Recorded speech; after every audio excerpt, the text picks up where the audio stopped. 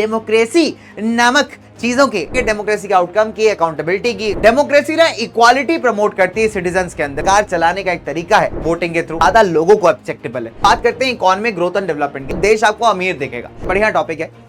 तो this is the beauty of democracy. महिलाएं आपको हर एक फील्ड्स के अंदर दिखाई देती है, तो लोगों को आज भरोसा है अपने वोट के ऊपर। ये अपने आप में एक डेमोक्रेसी का बहुत बड़ा आउटकम है, ठीक है। स्टेटस भी मिला और समाज में इज्जत भी मिले, ठीक है। क्या हाल चाल मेरे पीवीएन सुपरस्टार्स, एकदम बढ़िया हो, जबरदस्त हो, मस्त हो, चुस्त दुरुस्त हो यार।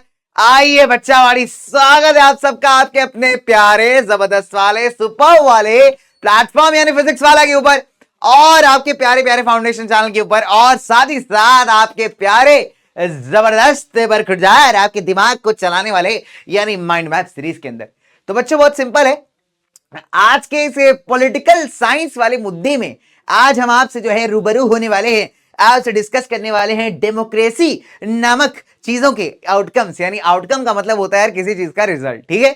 तो सब बढ़िया चल रहा है ना जीवन के अंदर, अच्छा चल रहा है, कोई टेंशन दिक्कत परेशानी तो नहीं है ना भाई लोग। चलिए, तो देखो भैया क्या है कि हम लोग जिस सरकार में रहते हैं भारत के अंदर, वो एक लोकतांत्रिक एक बढ़िया डेमोक्रेटिक सरकार है। डेमोक्रेसी शब्द का मतलब तो हमने क्या जाने कितनी बार पढ़ लिया होगा कि भैया एक ऐसी सरकार भैया जिसमें जो है आप अपने नेता चूज करते हैं, और वो जो नेता जो है सरकार बनाते हैं, कभी कभी आलू भी निकाल देते हैं भाई खतरनाक मशीनों से। तो अगर आप देखोगे तो एक ऐसी सरकार जहां पे आप वोटिंग द्वारा अपने रिप्रेजेंटेटिव्स यानी अपने नेताओं को चूज करते हैं, और वो नेता आगे चल के सरकार बनाते हो, वही सरकार जो है आपके देश को या आपके स्टेट वगैरह को रन करती है, ठीक है। तो यहां पे लोगों के पास अधिकार है कि वो अपने नेताओं को बदल भी सकते हैं अगर वो अच्छा काम करते हुए नहीं दिखाई दिए। कैसे? अगेन आपके इलेक्शंस के थ्रू। और यही जो पूरा सिस्टम है ना भैया, ये कहलाता है आपका डेमोक्रेसी। और आइए दोस्तों, आज इसी डेमोक्रेसी के क्या क्या आउटकम्स होते हैं, क्या क्या रिजल्ट्स होते हैं, इन सारी चीजों के बारे में हम डिस्कस करेंगे क्विक रिविजन वाले माइंड मैप में, ठीक है। चलिए, तो भैया नंबर 1 अपना मैं पेनास्त्र ले लेता हूं, बिकॉज पेनास्त्र जो है यहां पे बहुत जरूरी है, बिना इसके काम नहीं बनने वाला।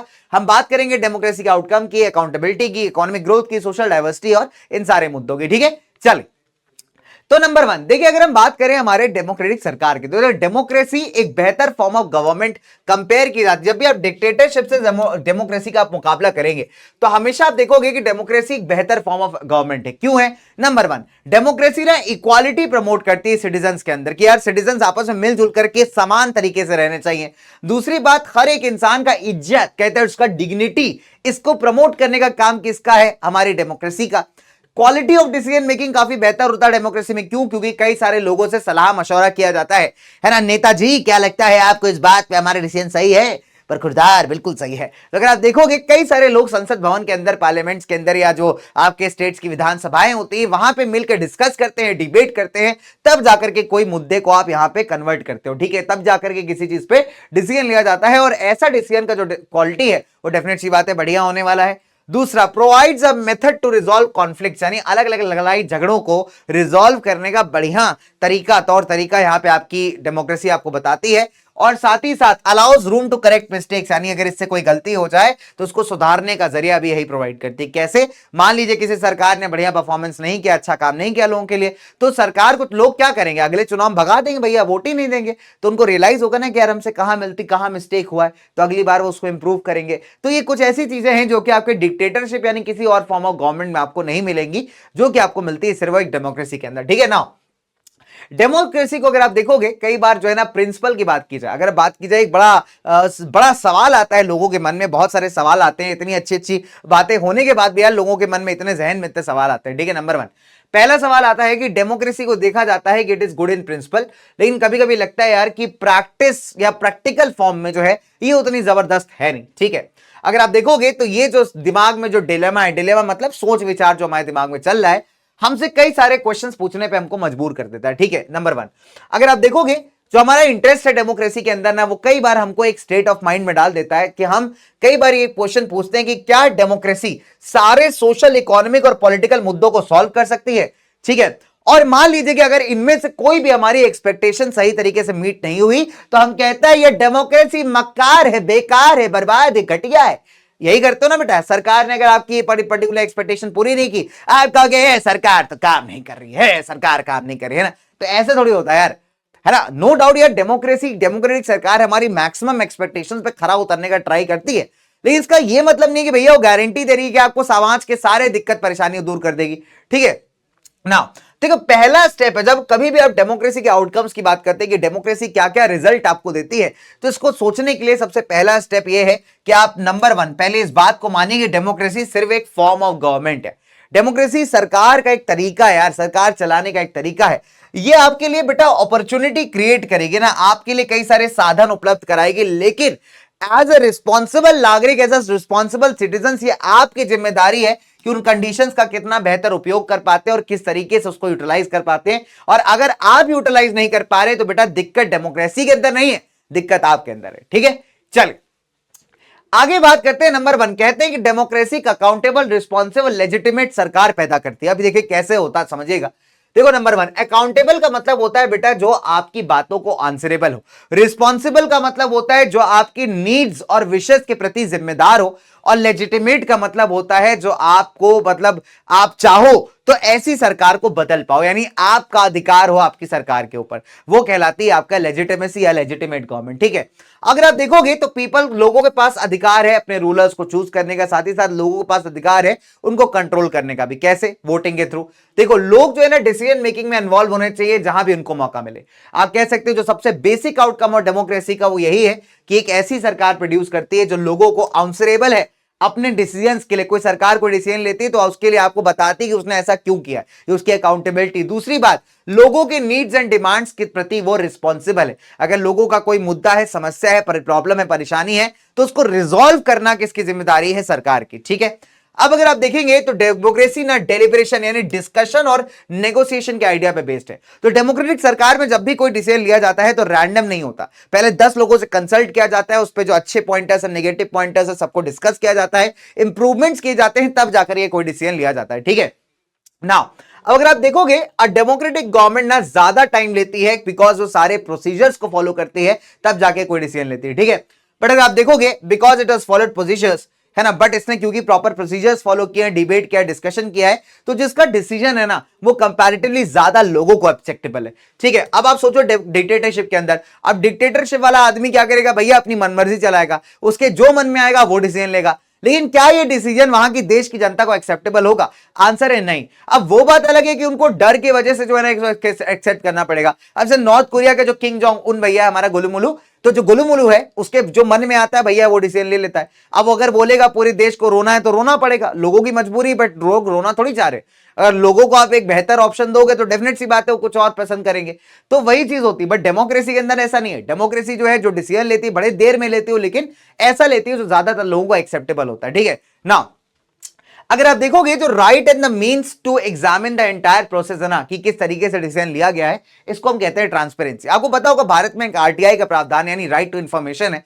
ठीक है, तो आप कभी भी आरटीआई एप्लीकेशन फाइल करके जो है फॉर एग्जांपल पता लगा सकते हो कि आपका अगर कोई काम रुका पड़ा है सरकारी विभाग में तो क्यों रुका पड़ा है। अब सरकार की जिम्मेदारी होती है कि अगर आंसरेबल करने लायक क्वेश्चन है तो सरकार आपको आंसर करेगी। और आप देखोगे आरटीआई की मदद से ना जाने कितने लोगों ने अभी बेनिफिट भी उठाया है। ठीक है, तो ये सब क्यों है? ये सब इसीलिए बिकॉज जो आपकी डेमोक्रेटिक सरकार है वो ट्रांसपेरेंट है, वो बताना चाहती है कि आपका कोई काम किया जा रहा है, कोई डिसीजन किया जा रहा है तो कैसे लिया जा रहा है ना। ये किसी भी डिक्टेटरशिप के अंदर आपको प्रेजेंट नहीं मिलेगा। ठीक है ना, डेमोक्रेसी एक ऐसी गवर्नमेंट है जो लोगों के नीड्स एंड डिमांड्स के लिए रिस्पॉन्सिबल है, अटेंटिव है ना।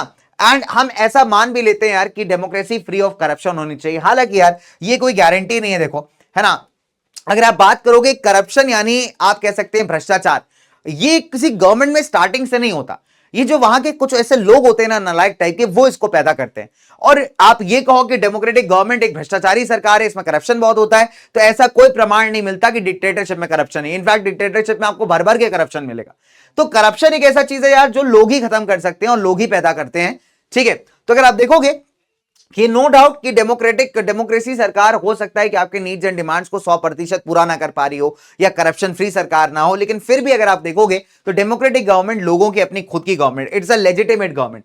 इसी को हम कहते हैं लेजिटिमेसी, है ना, यानी लोगों की सरकार है, लोगों द्वारा चुने गए रिप्रेजेंटेटिव्स एक डेमोक्रेटिक सरकार को चला रहे हैं। और जब लोगों को लगेगा कि यार ये लोग सही से काम नहीं कर रहे, ये लोग बहुत करप्शन कर रहे हैं, लोग ठीक काम नहीं कर रहे, तो आप देखोगे कि बेटा लोग इनको अगले चुनाव में वोट नहीं देंगे। आपको याद होगा कि बीजेपी की जो करंट सरकार चले, एनडीए सरकार है, बेसिकली बीजेपी उसमें एक लीडिंग पार्टी है, उससे पहले यूपीए की गवर्नेंस थी, यूनाइटेड प्रोग्रेसिव अलायंस, उसमें कांग्रेस एक लीडिंग पार्टी थी। 10 साल तक उन्होंने बढ़िया रूल किया। उससे पहले भी कांग्रेस ने काफी रूल किया। लेकिन समाज में पॉलिटिकल पार्टीज चेंज होती हैं, बदलाव होते हैं। क्यों होते हैं यार? बिकॉज डेफिनेट सी बात है, लोगों के एक्सपेक्टेशंस चेंज होते हैं। लोगों को लगता है कि अगर ये वाली पार्टी हमारे एक्सपेक्टेशंस को फुलफिल कर पा रही है, सही काम कर रही है, तो डेफिनेट सी बात है लोग उसको सपोर्ट करते हैं। जहां लोगों को लगता है कि यार ये पार्टी सही काम नहीं कर रही है, सही तरीके से सरकार नहीं चला है, तो लोग उसको बदलते हैं, चेंज करते हैं। कैसे? चुनावों के थ्रू। तो चुनाव, इलेक्शन एक बहुत ही पावरफुल टूल है और हम ये तभी कर पाते हैं बिकॉज ये हमारी चुनी हुई सरकार है, लेजिटिमेट सरकार है, यानी इस पे हमारा अधिकार है। ठीक है, और हम तभी इसकी परफॉर्मेंस को एनालाइज करते हैं और तभी आप देखोगे उसी हिसाब से अपना डिसीजन लेते हैं। दैट इज व्हाई एक डेमोक्रेसी क्या करती है? अकाउंटेबल, रिस्पॉन्सिबल और लेजिटिमेट गवर्नमेंट का यहां पे निर्माण करती है। राइट नाउ, अब अगर हम बात करते हैं इकोनॉमिक ग्रोथ एंड डेवलपमेंट की। देखिए, कई बार ये मुद्दा उठता है कि डेमोक्रेसी और डिक्टेटरशिप को अगर कंपेयर किया जाए तो जो इकोनॉमिक ग्रोथ रेट है उसमें डिक्टेटरशिप थोड़ा सा आगे निकल रहा है डेमोक्रेसी से, लेकिन बहुत ज्यादा मार्जिन से नहीं, कुछ 0.1% समथिंग वगैरह से डिक्टेटरशिप थोड़ा आगे है, थोड़ा आगे, मैंने कहा ना बहुत ज्यादा आगे नहीं है। ठीक है, लेकिन क्या ये इस बात को प्रूव करता है कि डिक्टेटरशिप बेहतर फॉर्म ऑफ गवर्नमेंट है? Answer is no. ठीक है, बिकॉज नो डाउट कि डेमोक्रेसी से हम एक्सपेक्ट करते हैं कि डेमोक्रेसी इकोनॉमिक ग्रोथ के टर्म्स में भी काफी काम करे, लेकिन अगर आप बाकी पैरामीटर्स में डिस्कस करेंगे किसी भी डिक्टेटरशिप से, तो डेमोक्रेसी बहुत आगे and that is why democracy is still better. ठीक है, इकोनॉमिक डेवलपमेंट की अगर हम बात करें तो ये कई सारे फैक्टर पे डिपेंड करता है, बहुत बड़ी फैक्टर ये चीज। ठीक है, पॉपुलेशन कितना है, ग्लोबल सिचुएशन कितना है, बाकी कंट्री से कॉपरेशन कितना मिल रहा है, कितनी इकोनॉमिक एक्टिविटीज में आप पैसा खर्च कर रहा है देश, ये सारी बातें ना बच्चे किसी भी देश के इकोनॉमिक लेवल्स को बढ़ाती हैं। ठीक है, नाउ अब अगर आप देखोगे, अगर हम डेमोक्रेसी को कंपेयर करेंगे 1950 से लेकर के 2000 के बीच का डेटा अगर आप उठाओगे तो आप देखोगे कि डिक्टेटरशिप का जो इकोनॉमिक रेट ऑफ ग्रोथ है वो थोड़ा सा ज्यादा हाई है। ठीक है, बट अगर आप देखोगे the rate of economic development less developed dictatorships और डेमोक्रेसीज के बीच का जो ये ग्रोथ रेट जिसकी हम बात करें ना, ये डिक्टेटरशिप का थोड़ा सा हाई है। अगर आप ग्राफ टू ग्राफ कंपेयर करने जाओगे तो आपको बहुत मेजर डिफरेंस नहीं मिलेगा। थोड़ा सा हाई का मतलब 1 पॉइंट कुछ % से ही ज्यादा है। लेकिन अगर आप ये बोलो कि यार इकोनॉमिक ग्रोथ रेट जो है डिक्टेटरशिप में 100% है, डेमोक्रेसी में 10% है, तब समझ में आता है। यहां पे ऐसा चल रहा है कि अगर डिक्टेटरशिप में 11 है तो डेमोक्रेसी में 10.5 है। तो इतना सा जो फर्क है ना, इसको हम नेग्लिजिबल मान सकते हैं कंपेयर टू जो बाकी बेनिफिट्स आपकी डेमोक्रेटिक सरकार ऑफर करती है। ठीक है, देखो, डेमोक्रेसी इकोनॉमिक डेवलपमेंट का गारंटी नहीं है। हम हालांकि एक्सपेक्ट करते हैं किसी भी डेमोक्रेटिक सरकार से कि उसको इकोनॉमिक डेवलपमेंट में पीछे नहीं छूटना चाहिए, बट किसी भी देश का इकोनॉमी का डेवलपमेंट ना बहुत हद तक उसके लोगों पे डिपेंड करता है। ठीक है, अब फॉर एग्जांपल मान लीजिए किसी देश के लोग बहुत ज्यादा आलसी हैं। ठीक है, वो काम करना ही नहीं चाहते। हाँ, सरकार वहां पे प्रोग्राम लेकर आ रही है, स्कीम लेकर के आ रही है, लेकिन लोग ही नहीं काम करना चाहते, उनको इजी मनी चाहिए। अब आप नहीं एक्सपेक्ट कर सकते कि यार वहां पे इकोनॉमिक ग्रोथ बहुत ज्यादा बढ़ेगा। ठीक है, डेफिनेट सी बात है, सरकार ट्राई कर रही है, सरकार स्कीम ला रही, प्रोग्राम ला रही है, लेकिन जब तक आप काम नहीं करोगे पैसे कहां से आएंगे यार? आपको मेहनत करनी पड़ेगी। और मान लीजिए सरकार में, उस देश के अंदर सरकार डेमोक्रेटिक है, तो आप ये कह दो कि यार डेमोक्रेटिक सरकार बेकार है, यार डिक्टेटरशिप होना चाहिए, तो ये तो गलत हो गया ना। तो डिक्टेटरशिप अगर आप देखोगे तो डेफिनेट सी बात है कि थोड़ा सा परसेंटेज % थोड़ा बेटर परफॉर्म कर रही हो, लेकिन बाकी एस्पेक्ट्स में बहुत बुरी है। ठीक है, तो अगर आप देखोगे there can be very high degree of economic inequality democracy के अंदर, लेकिन फिर भी ये बेहतर फॉर्म ऑफ गवर्नमेंट है। डेमोक्रेटिक एस्पेक्ट में अगर हम बात करें, डेमोक्रेटिक सरकार एक बेहतर फॉर्म ऑफ गवर्नमेंट है। क्यों? क्योंकि लोगों के बाकी चीजों को ये बहुत ज्यादा वैल्यू करती है। लोगों का डिग्निटी हो गया, उनका फ्रीडम हो गया, उनके अधिकार हो गए, है ना, ऐसी सारी चीजें डिक्टेटरशिप के अंदर जीरो है ना। तो सिर्फ इकोनॉमिक ग्रोथ के बेसिस पे हम ये नहीं कह सकते कि डेमोक्रेसी बेकार है। तो end of the day democracy is the best form of government. ठीक है, डन। आगे बात करते हैं ना। अब देखिए किस तरीके से यहां पे इनइक्वालिटी को और पॉवर्टी को, गरीबी को यहां रिड्यूस किया जा सकता है। नंबर 1, डेमोक्रेटिक गवर्नमेंट, देखो सिंपल सी बात है, सिर्फ इकोनॉमिकली ग्रो करना ही यहां पे फोकस नहीं होना चाहिए, बट किस तरीके से इनकम डिस्पैरिटी, यानी मान लीजिए क्या हो रहा है कि देश के अंदर जो है देश का ज्यादातर वेल्थ कुछ अमीर लोगों के ने घेर रखा है और बाकी जनता गरीब है। तो ओवरऑल अगर आप इकोनॉमी देखने जाओगे, अगर आप जीडीपी निकालोगे, पर कैपिटा निकालोगे, तो देश आपको अमीर दिखेगा, लेकिन वो एक्चुअली अमीर देश है ही नहीं। क्योंकि वहां पे अगर आप देखोगे तो देश के 10% लोगों के पास पूरी देश की वेल्थ है और बाकी 90% गरीब हैं। तो जो 10% लोग हैं वो इतना ज्यादा कंट्रीब्यूट कर दे रहे हैं कि आपका देश जीडीपी और पेपर्स के अंदर, डॉक्यूमेंट के अंदर बहुत अमीर दिखाई दे रहा है, बट रियलिटी में बहुत गरीब है। तो इसको कहते हैं अनइक्वल डिस्ट्रीब्यूशन ऑफ इनकम। तो यहां पे इस पे काम करने का ज्यादा जरूरी है। ठीक है, सिर्फ इकोनॉमिक ग्रोथ से काम नहीं बनेगी, यहां पे लोगों के बीच का जो इनकम इनक्वालिटी है, गरीब और अमीर के बीच का जो फर्क है, उसको रिड्यूस करना जरूरी है। ठीक है, डेमोक्रेसी से आप देखोगे यहां पॉलिटिकल इक्वालिटी पे बेस्ड होती है, यानी हर सिटीजन के पास इक्वल अधिकार है कि वो अपने नेता को चुन सकता है। डन ना। अच्छा, ऐसा देखा जाता है कि जो आपके अल्ट्रा रिच टाइप के पीपल होते हैं ना, वो अपने, वही मैंने आपको एग्जांपल दिया कि देश के अंदर जो है ना ultra rich type of people के लोगों के हाथ में ज्यादा वेल्थ है और बेचारे गरीबों के पास बहुत कम है ना। On the other side poor को जो ना अपने बेसिक डिमांड्स के लिए भी लड़ना पड़ रहा है, जैसे फॉर एग्जांपल फूड हो गया, क्लोथिंग हो गया, शेल्टर हो गया, है ना। अगर आप देखोगे रियल लाइफ के अंदर डेमोक्रेसीज इतनी सक्सेसफुल तो नहीं रही हैं इकोनॉमिक इनइक्वालिटीज को रिड्यूस करने में। अगर हम प्रैक्टिकल टर्म्स में बात करें, जैसे भारत और बांग्लादेश जैसे एक डेमोक्रेसीज कुछ अच्छे एग्जांपल्स हैं यहाँ पे इनइक्वालिटी के। हालांकि भारत की अभी इकोनॉमी आप देखोगे, नो डाउट इकोनॉमी ग्रो कर रही है, इनकम इनइक्वालिटी भी थोड़ी रिड्यूस हो रही है, लेकिन कंपैरेटिवली आप देखेंगे फिर भी there is a long way to go. Bharat में भी आप देखेंगे कुछ लोगों के पास बहुत ज्यादा पैसा है और कुछ लोगों के पास बिल्कुल पैसा नहीं है। इनफैक्ट आज भी अगर आप बात करोगे, भारत में ना जाने कितने ऐसे बच्चे हैं, लाखों में संख्या है, जिनकी जो माल न्यूट्रिशन है, जिनके पास खाने के लिए खाना ही नहीं है ना, पहनने के लिए कपड़े नहीं, आपको कितने सारे ऐसे बच्चे दिख जाएंगे। तो कहीं ना कहीं आप देखोगे कि नो डाउट अच्छा, इसका एक बहुत बड़ा रीजन है भारत का पॉपुलेशन भी है। भारत का पॉपुलेशन, भारत का लिटरेसी रेट, जब ये थोड़ा सा कंट्रोल में आएंगे ना, जब लिटरेसी रेट्स बढ़ेंगे, पॉपुलेशन थोड़ा कम होगा, कंट्रोल होगा, तब आप देखोगे यार कि चीजें आपको थोड़ी बेहतर होनी दिखेंगी। ठीक है, अभी दिक्कत क्या है कि जनता इतनी ज्यादा है यार कि जनता की कंपैरिजन में अपॉर्चुनिटीज बहुत कम है, तो एज अ रिजल्ट जिनको नहीं मिल पाता है वो बेचारे पीछे रह जाते हैं। ठीक है, बांग्लादेश के साथ भी अगर आप देखोगे कुछ ऐसे ही मिलते जुलते हालात आपको दिखेंगे।